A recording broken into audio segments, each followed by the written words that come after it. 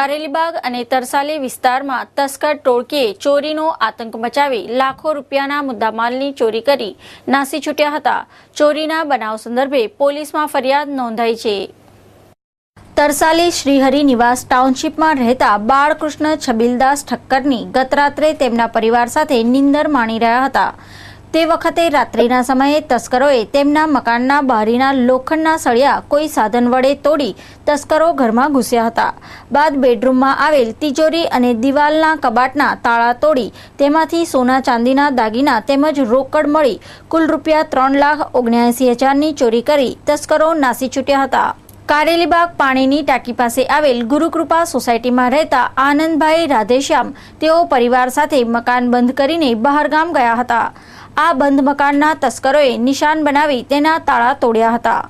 બાદ તેમાંથી સોના ચાંદીના દાગીના રોકડ રૂપિયા મળી કુલ રૂપિયા 1,16,000ની ચોરી કરી તસ્કરો નાસી છૂટ્યા હતા। ચોરીના બનાવની ફરિયાદ કારેલીબાગ પોલીસ મથકે આનંદભાઈએ નોંધાવી હતી।